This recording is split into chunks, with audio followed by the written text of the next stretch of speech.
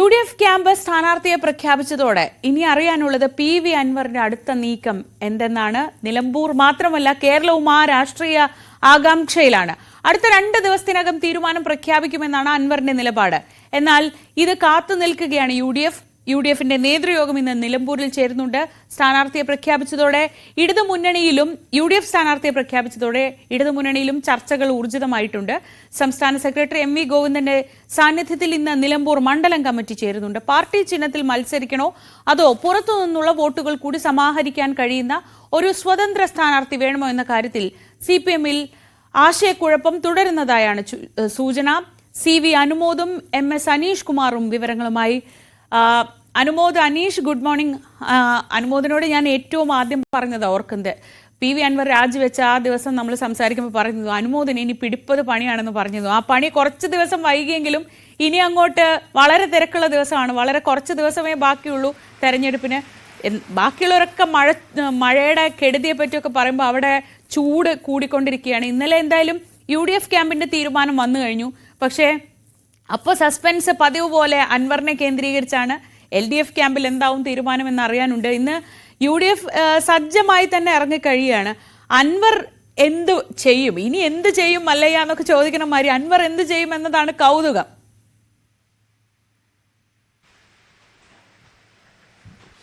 Good morning Sreeja. എന്തായാലും പണി വണ്ടി വിളിച്ച് വരുമെന്ന് പറഞ്ഞാൽ അത് വന്നിരിക്കും. നമുക്ക് PV അൻവറിൻ്റെ രാഷ്ട്രീയ ചുവടുമാറ്റത്തിൻ്റെ സമയം മുതൽ തന്നെ അദ്ദേഹത്തിൻ്റെ നീക്കങ്ങൾ കൃത്യമായിട്ട് പിന്തുടരുന്നവർക്കൊക്കെ അദ്ദേഹം രാഷ്ട്രീയമായിട്ട് ഇനി എങ്ങോട്ടെത്തും എന്നുള്ളൊരു ചോദ്യം ഉയർന്നിരുന്നു. പക്ഷേ കഴിഞ്ഞ ദിവസം ഈ UDFിനോടൊപ്പം നിൽക്കാനുള്ള അദ്ദേഹത്തിൻ്റെ തീരുമാനങ്ങൾ അത് അവസാന ഘട്ടത്തിലെത്തുമ്പോഴും തൻ്റെതായ നിലപാടുകളിൽ അൻവർ ഉറച്ചു നിൽക്കുകയും തൻ്റെ പിടിവാശി അല്ലെങ്കിൽ രാഷ്ട്രീയമായിട്ട് തൻ്റെ നീക്കങ്ങളിൽ അതേ ഒരു വിട്ടുവീഴ്ചയില്ലാതെ പോകുമ്പോൾ ചെയ്യുമ്പോൾ ഇനി രാഷ്ട്രീയമായിട്ട് അദ്ദേഹത്തിന് UDFിലും ആ ഒരു അഭയം കിട്ടുമോ എന്ന അവസ്ഥയിലേക്ക് സാഹചര്യങ്ങൾ മാറുന്ന ഒരു കാഴ്ചയാണ് നമ്മൾ കാണുന്നത്. അല്ലെങ്കിൽ ഇന്നലെ ഈ ഒരു സ്ഥാനാർത്ഥി പ്രഖ്യാപനത്തിന് തൊട്ട് മുമ്പും അത്രയും കടുത്ത സമ്മർദ്ദം ചെലുത്തിയ അൻവർ തൻ്റെ ഒരു രാഷ്ട്രീയ അഭിപ്രായം പങ്കുവെക്കുകയും അത് UDFിൽ സമ്മർദ്ദമുണ്ടാക്കുന്ന സാഹചര്യവും ചെയ്തിട്ട് പോലും UDF അത് അതിൻ്റെ വഴിക്ക് നടക്കട്ടെ, കോൺഗ്രസിൻ്റെ തീരുമാനം ഇതാണെന്ന് പറഞ്ഞ് മുന്നോട്ട് പോവുകയാണ്. UDFിനെ സംബന്ധിച്ച് അൻവറിൻ്റെ സ്വാധീനം ആ മേഖലയിൽ തള്ളിക്കളയുന്നില്ലെങ്കിൽ പോലും അത് ആ സ്വാധീനമുണ്ട് എന്ന് കരുതി എല്ലാ കാര്യങ്ങൾക്കും ഈ വിട്ടുവീഴ്ച ചെയ്ത് അങ്ങനെ ഒരു നിലപാടിലേക്ക് പോകണ്ട എന്ന നിലപാട് തന്നെയാണ്. പാർട്ടിയെയും മുന്നണിയെയും സമ്മർദ്ദത്തിലാക്കി പ്രതിസന്ധിയിലാക്കി മറ്റൊരു ബുദ്ധിമുട്ടുണ്ടാക്കുന്ന സാഹചര്യം തീർക്കാൻ അവസരം കൊടുക്കരുത് എന്ന നിലപാട് തന്നെയാണ് കോൺഗ്രസ് നേതാക്കൾക്കുള്ളത്. പക്ഷേ അൻവറിനെ സഹകരിപ്പിക്കുന്നത് താല്പര്യമുണ്ട്.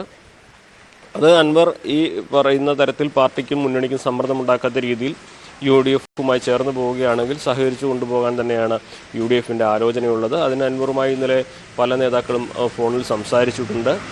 നിലവിൽ 2 ദിവസത്തിന് ശേഷം ഇക്കാര്യത്തിൽ നിലപാട് വ്യക്തമാക്കാമെന്നാണ് അൻവർ ഇന്നലെ പറഞ്ഞിട്ടുള്ളത്. ആ 2 ദിവസത്തിനകം തെരഞ്ഞെടുപ്പിൻ്റെ പ്രചാരണം തുടങ്ങിക്കഴിഞ്ഞു. എങ്ങനെ ഈ ഒരു ഘട്ടത്തിൽ ആര്യടൻ ഷൗക്കത്തിൻ്റെ കൂടെ നിൽക്കുക എന്നതാണ് അൻവറിന് മുമ്പിൽ പ്രായോഗികമായിട്ടുള്ളൊരു വഴി. ഇനി അതല്ലാതെ അൻവർ മത്സരിച്ച് സ്വന്തം കരുത്ത് തെളിയിക്കാൻ ശ്രമിച്ചാൽ ഒരുപക്ഷെ 2 തരത്തിൽ അതിനെ കാണാം.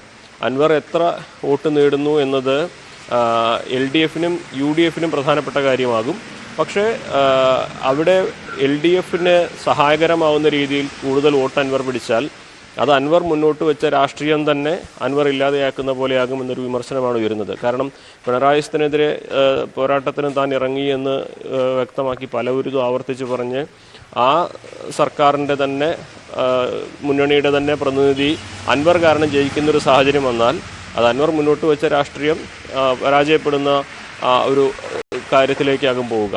ഇനി അതല്ല UDFിനെ പിന്തുണയ്ക്കുകയാണെങ്കിൽ താൻ സ്ഥാനാർത്ഥിയാക്കരുത് എന്നാവശ്യപ്പെട്ട ആൾക്ക് വേണ്ടി പ്രചരണത്തിന് ഇറങ്ങുന്ന ഒരവസ്ഥയും അൻവറിനുണ്ട്. അപ്പോൾ രണ്ട് തരത്തിലും അൻവർ രാഷ്ട്രീയമായിട്ടൊരു പ്രതിസന്ധിയിലെ ആണ് നിൽക്കുന്നത് എന്ന LDFിന്റെ കാര്യത്തിലേക്ക് കൂടി വരേണ്ടതുണ്ട്. അതിന് മുൻപ് അനീഷ് ഉള്ളത് PV അൻവറിന്റെ വീട്ടിലാണ്. അപ്പം ഞാൻ അനീഷിനോട് അദ്ദേഹം അവിടെ തന്നെ ഉണ്ടോ, ഇപ്പം ഇന്നലെയും VD സതീഷിന്റെ വാക്കുകളിൽ ഒരു സമവായത്തിന്റെയോ അല്ലെങ്കിൽ പ്രശ്നങ്ങളില്ലാതെ എങ്ങനെയെങ്കിലും മുന്നോട്ട് പോകണം എന്നൊരു സൂചനയുണ്ടായിരുന്നു. അദ്ദേഹം പറഞ്ഞത് ഉറപ്പായും അൻവർ UDFന്റെ വേദിയിൽ ഉണ്ടാവും, UDFൽ എടുക്കാൻ തീരുമാനിച്ചതാണ്, ആ പ്രഖ്യാപനം ഞാൻ തന്നെ നടത്തും എന്നൊക്കെ പറഞ്ഞൊന്ന് മയപ്പെടുത്താൻ ശ്രമിച്ചെങ്കിലും അനീഷ്, എനിക്ക് തോന്നുന്നില്ല അദ്ദേഹത്തിന്റെ ഇന്നലത്തെ ഒരു ശരീരഭാഷയിലൊക്കെ ഇത് PV അൻവർ പ്രതീക്ഷിച്ചിരുന്നില്ലേ? ഷൗക്കത്ത് തന്നെയായിരിക്കും സ്ഥാനാർത്ഥി എന്ന് പ്രതീക്ഷിച്ചതല്ല. ഈ അവസാന നിമിഷ സമ്മർദ്ദത്തിനപ്പുറത്തേക്ക് അപ്രതീക്ഷിതമായ എന്തെങ്കിലും അൻവറിന് മുന്നിൽ സംഭവിച്ചിട്ടുണ്ടോ? ഇന്ന് അദ്ദേഹം അവിടെയാണോ ഉള്ളത്? ഈ 2 ദിവസം വീട്ടിൽ തന്നെ കാണുമെന്നാണ് ഇന്നലെ പറഞ്ഞത്.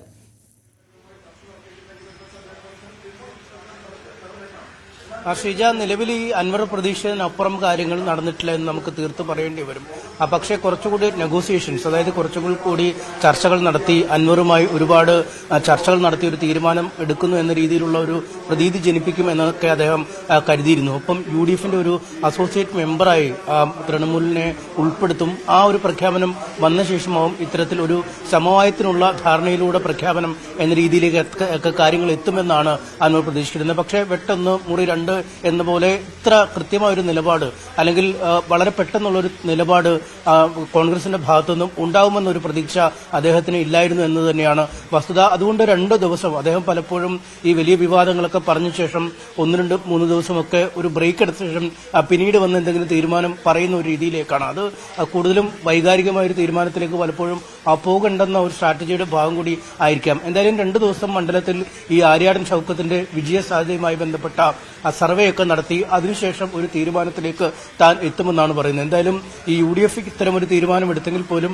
ആത്യന്തികമായി പിണറായിസത്തെ ഇല്ലാതാക്കുക, അല്ലെങ്കിൽ തുടർഭരണമെന്ന ഒരു പ്രതീതി സംസ്ഥാനത്ത് നിലനിൽക്കുമ്പോൾ അത് പൂർണ്ണമായും തുടച്ചു നിൽക്കുക എന്നത് തന്നെയാണ് തന്റെ ലക്ഷ്യം. അതുകൊണ്ട് അത്തരത്തിലൊരു കൃത്യമായ വിവേകപൂർവമായ ചിന്ത തന്റെ ഭാഗത്തുനിന്നുണ്ടാവും. അതുകൊണ്ട് മണ്ഡലത്തിലെ പ്രവർത്തകരുമായൊക്കെ ബന്ധപ്പെട്ട് ആശയവിനിമയം നടത്തിയ ശേഷം ഒരു തീരുമാനത്തിലേക്ക് എത്തും എന്നാണ് പറയുന്നത്. പക്ഷേ അദ്ദേഹം ഈ UDFന്റെ അല്ലെങ്കിൽ കോൺഗ്രസിന്റെ നിലവിലെ ഈ പ്രതികരണത്തിൽ അങ്ങേയറ്റം അസംതൃപ്തരാണ് എന്ന് തന്നെ മനസ്സിലാക്കുന്നു. കാരണം ഇത്ര കടുപ്പിച്ചൊരു തീരുമാനം, അൻവറിനെ അങ്ങനെ കാര്യമായി മൈൻഡ് ചെയ്യേണ്ടതില്ല എന്നൊരു തീരുമാനം UDFിൽ നിന്നും അല്ലെങ്കിൽ കോൺഗ്രസിൽ നിന്നും ഉണ്ടാവും എന്ന് അദ്ദേഹം കരുതിയിരുന്നില്ല എന്നതാണ് വസ്തുത. അതുകൊണ്ട് സമാന്തരമായി മത്സരിക്കുന്നതിനുള്ള സാധ്യതകൾ പോലും ഒരു വശത്ത് ആലോചിക്കുന്നുണ്ട് എന്ന രീതിയിൽ തന്നെയാണ് കാര്യങ്ങൾ പുറത്തു വന്നത്. പക്ഷേ അത്ര ഒരു പരീക്ഷണത്തിന് അദ്ദേഹം ഈ ഘട്ടത്തിൽ തയ്യാറാവില്ല എന്നാണ് നമുക്ക് മനസ്സിലാക്കാൻ കഴിയുന്നത്. എന്തായാലും UDFിൽ അകത്ത് ഉണ്ടെങ്കിലും പുറത്താണെങ്കിൽ പോലും ആര്യാടൻ ഷൗക്കത്തിനെ പിന്തുണയ്ക്കുക എന്ന സ്വാഭാവികമായ ഒരു കാര്യം മാത്രമാണ് അദ്ദേഹത്തിന് മുന്നോട്ട് വെക്കാൻ കഴിയുക. അദ്ദേഹം സർവേയിൽ ലഭിച്ച ഫലത്തിന്റെ അടിസ്ഥാനത്തിൽ അല്ലെങ്കിൽ മണ്ഡലത്തിലെ നിലവിലെ പൾസ് എങ്ങനെയാണ് എന്നതൊക്കെ പറഞ്ഞ് ചൂണ്ടിക്കാട്ടി തൽക്കാലം ഈ തെരഞ്ഞെടുപ്പിൽ ആര്യാടൻ ഷൗക്കത്ത് വിജയിക്കേണ്ടതുണ്ട് എന്ന് പറയാൻ തന്നെയാവും അദ്ദേഹം തീരുമാനിക്കുക. കാരണം നേരത്തെ തന്നെ പറഞ്ഞിരുന്നു, ഏത് ചെകുത്താൻ മത്സരിച്ചാലും ജയിക്കുമെന്ന്, UDFിനായി ജയിക്കുമെന്ന് അദ്ദേഹം പറഞ്ഞിരുന്നു. അതുകൊണ്ട് ആ വാക്കിൽ നിന്ന് അദ്ദേഹത്തിന് അധികം പിന്നോട്ട് പോകാൻ കഴിയുമോ എന്ന് പറയാൻ പറ്റില്ല. പക്ഷേ അൻവറാണ് ഒരു കാര്യവും പ്രവചിക്കാൻ കഴിയാത്ത ഒരു സാഹചര്യമാണ്. ചിലപ്പോൾ നാടകീയമായി തന്നെ താൻ മത്സരത്തിലേക്ക് ഇറങ്ങുന്നു എന്നൊക്കെ പ്രഖ്യാപിച്ചാൽ പോലും അത്ഭുതപ്പെടാനില്ലാത്ത ഒരു സാഹചര്യമാണ് നിലനിൽക്കുന്നത്. എന്തായാലും 2 ദിവസത്തേക്ക് അദ്ദേഹം മൗനം പാലിക്കും, തിരക്കിട്ട ചില കൂടിയാലോചനകൾ നടത്തും. സർവേയിൽ ഈ ആര്യാടൻ ഷൗക്കത്തിന്റെ വിജയസാധ്യത തേടുന്നതിനുള്ള ശ്രമങ്ങളുണ്ടാവും. ഒപ്പം ഈ 2 ദിവസത്തിനുള്ളിൽ UDFിൽ അംഗമായി ഉൾപ്പെടുത്തിക്കൊണ്ടുള്ള ഒരു ഉത്തരവ് വരുമോ എന്നതിനായുള്ള ഒരു കാത്തിരിപ്പിലുമാണ് PV അൻവർ. ഇപ്പോൾ അദ്ദേഹം വീട്ടിനുള്ളിൽ തന്നെ ഉണ്ട്. ശ്രീജ, ശരി, അൻമുദിലേക്ക് ഞാൻ വരാം. LDFന്റെ കാര്യങ്ങൾ അറിയേണ്ടതുണ്ട്. പക്ഷേ അതോടൊപ്പം ശ്രീജിത്ത് ചേരുന്നുണ്ട്. ശ്രീജിത്ത്, ഒരു പക്ഷേ കോൺഗ്രസ് ഈ അടുത്ത കാലത്ത് എടുത്ത ഒരു ഒറ്റക്കെട്ടായ ശക്തമായ ഒരു തീരുമാനമായിരുന്നു അവിടെ ആര്യാടൻ ഷൗക്കത്ത് തന്നെ നിലമ്പൂരിൽ മത്സരിച്ചാൽ മതി എന്നത്. VS ജോയും നല്ല സ്ഥാനാർത്ഥിയാണെന്ന കാര്യത്തിൽ കോൺഗ്രസിനകത്തും സംശയമൊന്നുമില്ല. പക്ഷേ ഇങ്ങനെ ഒരു പുറത്തു നിന്നൊരാൾ വന്ന് ഇയാൾ ജോയ് സ്ഥാനാർത്ഥിയാവട്ടെ എന്ന് പറയുമ്പോൾ അതിന് വഴങ്ങിക്കൊടുത്താൽ അത് ഭാവിയിൽ ഉണ്ടാക്കാവുന്ന തിരിച്ചടികളെ കുറിച്ചുകൂടി കോൺഗ്രസ് ബോധവാന്മാരായിരുന്നു എന്ന് വേണം മനസ്സിലാക്കാൻ. അങ്ങനെ ഒരു ഒറ്റക്കെട്ടായി തന്നെ ഈ ഒരു തീരുമാനത്തിലേക്ക് എത്തുകയായിരുന്നു ശ്രീജിത്ത്.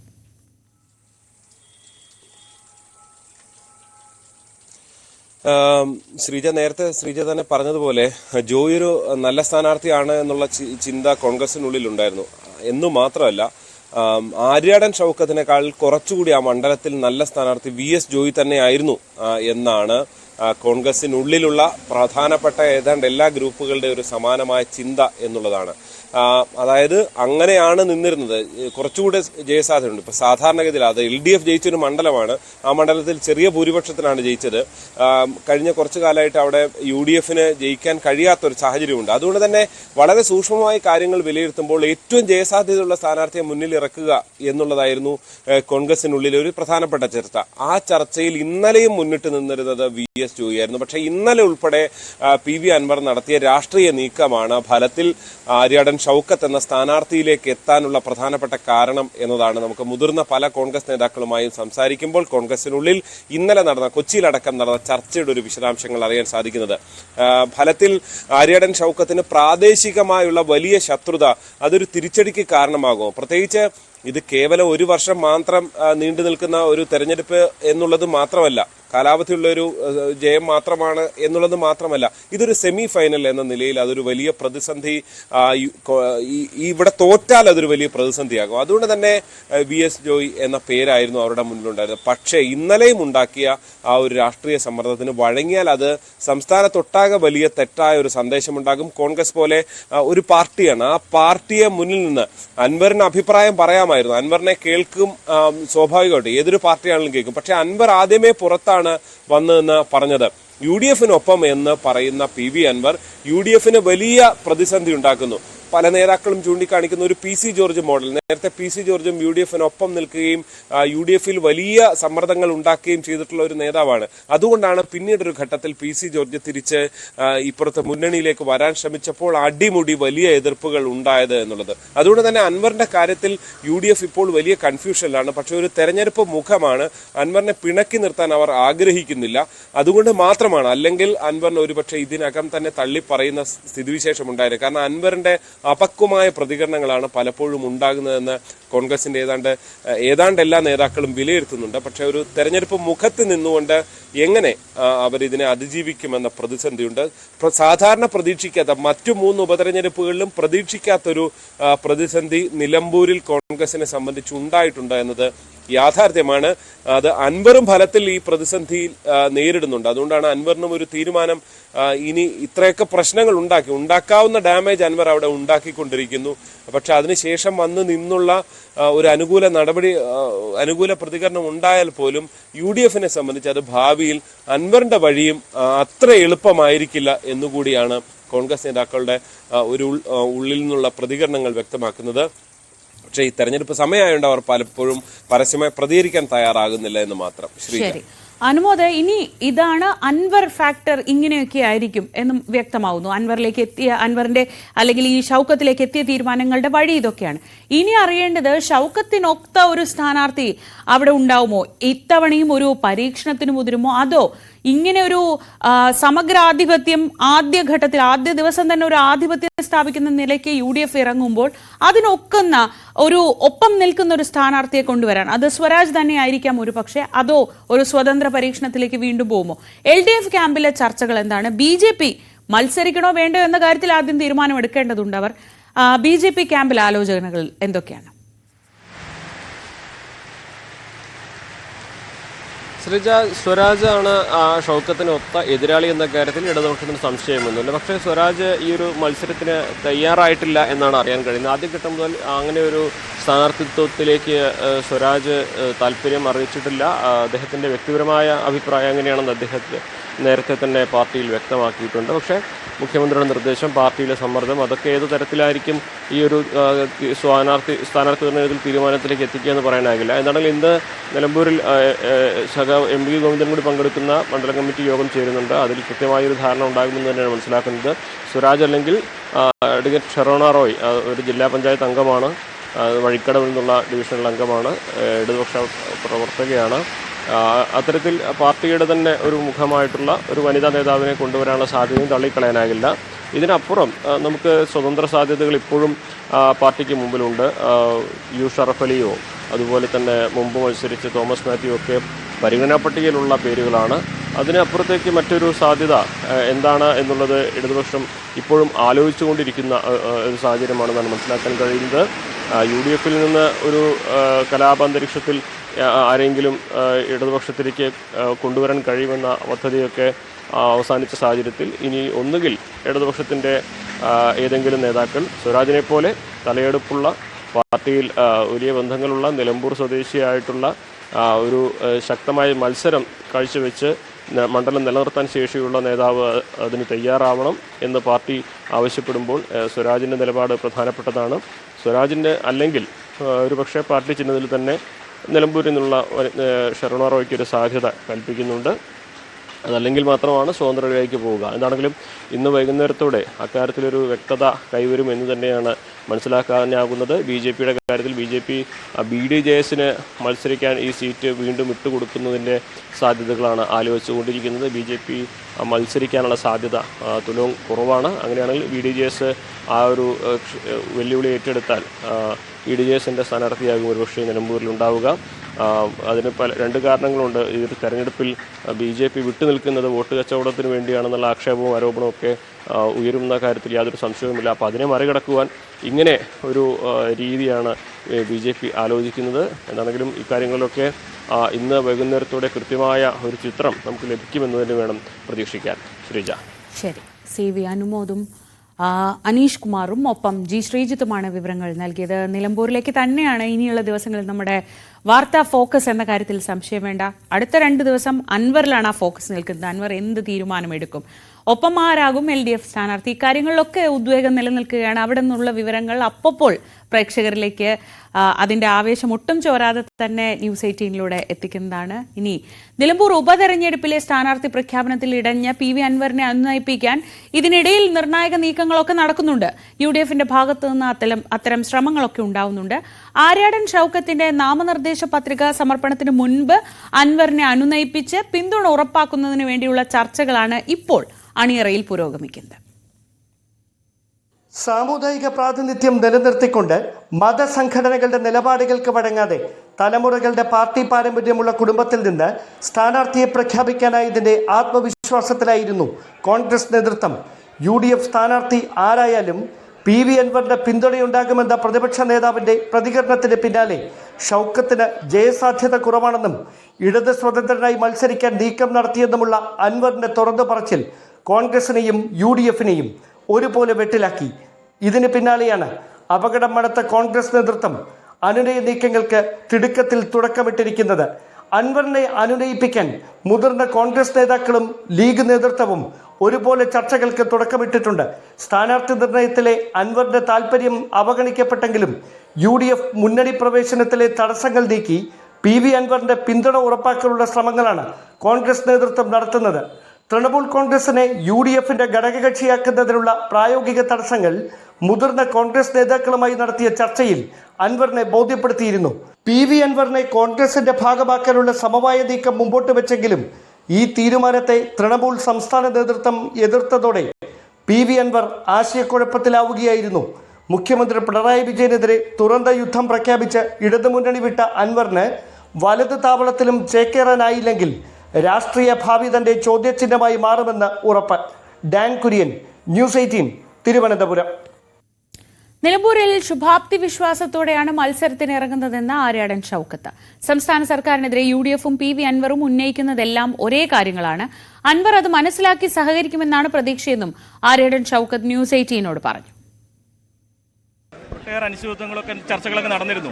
അതിനൊടുവിലാണ് അങ്ങയുടെ സ്ഥാനാർത്ഥിത്വം പ്രഖ്യാപിച്ചിരിക്കുന്നത്. എന്തൊക്കെയാണ് ഇപ്പോഴത്തെ പ്രതീക്ഷകൾ? എന്തൊക്കെയാണ്? ഞാൻ പറഞ്ഞല്ലോ നേരത്തെ, ഇവിടെ നിലമ്പൂരിനെ സംബന്ധിച്ചിടത്തോളം UDFന് പ്രതീക്ഷ എന്നല്ല, വലിയ ശുഭാപ്തി വിശ്വാസത്തോടു കൂടി തന്നെയാണ് ഈ തെരഞ്ഞെടുപ്പിനെ നേരിടുന്നത്. അതിൻ്റെ പ്രധാന കാരണം മറ്റൊന്നുമല്ല, ഇവിടെ നിലമ്പൂരിൽ കഴിഞ്ഞ 2 ടേമായി, കാരണം കഴിഞ്ഞ 34 വർഷമായി നിലമ്പൂരിൻ്റെ MLA ആയിരുന്നു ആര്യാടൻ മുഹമ്മദ്. അദ്ദേഹം കൊണ്ടുവന്ന വികസന പദ്ധതികൾ, വികസന പ്രവർത്തനങ്ങൾ അത് UDF മാറിയതിന് ശേഷം 2016 മുതൽ അത് മുരടിച്ച് നിൽക്കാൻ യാതൊരു തുടർ പ്രവർത്തനങ്ങളുമില്ല. നിലമ്പൂരിൻ്റെ ബൈപ്പാസ് ആവട്ടെ, KSRTC ബസ് സ്റ്റേഷൻ ആവട്ടെ, നിലമ്പൂരിൻ്റെ ഗവൺമെൻറ് കോളേജ് ആവട്ടെ, പുതിയ പദ്ധതികൾ കൊണ്ടുവരണ്ട. UDF കൊണ്ടുവന്ന പദ്ധതികൾ അതിനൊരു തുടർച്ച പോലും ഉണ്ടാക്കിയെടുക്കാൻ സാധിച്ചിട്ടില്ല എന്നതാണ്. മാത്രമല്ല, നമുക്കറിയാം മലപ്പുറം ജില്ലയിൽ തന്നെ ഏറ്റവും കൂടുതൽ മലയോര കർഷകർ തിങ്ങി നിവസിക്കുന്ന പ്രദേശമാണ് നിലമ്പൂർ. 950കളിലും 60കളിലുമൊക്കെ മധ്യ തിരുവിതാംകൂറിൽ നിന്നും കടന്നു വന്ന മലയോര കർഷകർ അവരാണ് ഈ മണ്ണിൽ സ്വർണം വിളയിക്കാൻ കഴിയുമെന്ന് നമ്മളെ പഠിപ്പിച്ചത്. അവരൊരു പള്ളി ഉണ്ടാക്കി, ആ പള്ളിക്കടുത്തൊരു പള്ളിക്കൂടം ഉണ്ടാക്കി. ആ പള്ളിക്കൂടത്തിലാണ് നിലമ്പൂരിലെ പല ആളുകളും ആദ്യമായി അക്ഷരങ്ങൾ പഠിച്ചത്. അങ്ങനെയുള്ളൊരവസ്ഥാവിശേഷം നിലവിലുണ്ട്. പക്ഷേ ഈ മലയോര കർഷകർക്ക് ഇന്ന് അവർ വിയർപ്പൊഴുക്കുന്ന ഈ കൃഷിഭൂമിയിൽ അവർ വന്യമൃഗങ്ങളുടെ ആക്രമണത്തിൽ അത് ദയനീയമായി, പൈശാചികമായി, ക്രൂരമായ അക്രമങ്ങളിൽ അവർ രക്തം ചിന്തി മരിക്കേണ്ട അവസ്ഥാവിശേഷം നിലനിൽക്കുക. 1, 2, 3 അല്ല, യാതൊരു പരിഹാരവും ഇല്ല. ഇത്തരം പ്രശ്നങ്ങൾക്കൊക്കെ ഒരു വലിയ പ്രതികരണം ഈ തെരഞ്ഞെടുപ്പിൽ ഉണ്ടാകും എന്ന് തന്നെയാണ് വിശ്വസിക്കുന്നത്. പാർട്ടി ഏൽപ്പിച്ച ഈ ഉത്തരവാദിത്വം എല്ലാവരെയും കൂട്ടിച്ചേർത്തുകൊണ്ട് ഒരുമിച്ച് നിന്നുകൊണ്ട് മുന്നോട്ട് കൊണ്ടുപോകാൻ കഴിയുമെന്ന് തന്നെയാണ് വിശ്വസിക്കുന്നത്. തെരഞ്ഞെടുപ്പിന്റെ കാരണക്കാരനായ അൻവർ 2 ദിവസത്തിനകം നിലപാട് പ്രഖ്യാപിക്കാമെന്നാണ് പറഞ്ഞിരിക്കുന്നത്. എന്ത് പ്രതീക്ഷിക്കുന്നു? അല്ല, ഞാൻ അത് അൻവർ പറയട്ടെ. എന്തായാലും എന്നെ സംബന്ധിച്ചിടത്തോളം പറയാനുള്ളത്, കഴിഞ്ഞ 9 വർഷമായി UDF ഗവൺമെൻറ് പറഞ്ഞ കാര്യങ്ങളാണ് അൻവറും പറയുന്നത്. സ്വാഭാവികമായും അൻവറും UDFും പറയുന്ന കാര്യങ്ങൾ ഒന്നാകുമ്പോൾ തന്നെ അപ്പുറത്തെ ഇടതുപക്ഷ ജനാധിപത്യ മുന്നണി സ്ഥാനാർത്ഥിക്കെതിരെ ശക്തമായി പ്രതികരിക്കാനും ഒരുമിച്ച് നിൽക്കാനും ഉള്ള സാധ്യതകൾ ഏറെയാണ്. അത് പരമാവധി അൻവർ വിനിയോഗിക്കുമെന്ന് തന്നെയാണ് നമ്മൾ കരുതുന്നത്. അൻവറിനെ UDFിൽ എടുക്കുന്ന കാര്യത്തിൽ തീരുമാനമുണ്ടാകും. ഞാനല്ല പറയേണ്ടത്, അതൊക്കെ എൻ്റെ നേതാക്കന്മാരോട് സംസാരിക്കേണ്ട കാര്യങ്ങളാണ്. നമ്മൾ ഈ നിലമ്പൂരത്തെ ഒരു സാധാരണ പ്രവർത്തകൻ. എന്തായാലും അത്തരം കാര്യങ്ങളിലൊക്കെ യുക്തവും വ്യക്തവുമായ ഒരു തീരുമാനം UDFിന്റെ നേതാക്കന്മാരുടെ ഭാഗത്തു ഉണ്ടാകുമെന്ന് തന്നെയാണ് പ്രതീക്ഷിക്കുന്നത്. ആര്യടൻ ഷൗക്കത്ത് ശുഭാപ്തി വിശ്വാസത്തോടെ പ്രചരണം തുടങ്ങുകയാണ്. അൻവറിന്റെ പിന്തുണ ഉണ്ടാകുമെന്ന പ്രതീക്ഷയും അദ്ദേഹം പങ്കുവയ്ക്കുന്നു. ഒറ്റക്കെട്ടായി പാർട്ടി ഇത്തവണ നിലമ്പൂർ തിരിച്ചുപിടിക്കുമെന്നും അദ്ദേഹം പ്രതീക്ഷ പ്രകടിപ്പിക്കുന്നു. പ്രജിത് കോങ്ങാടിനൊപ്പം CB അനുമോദ്, ന്യൂസ് 18.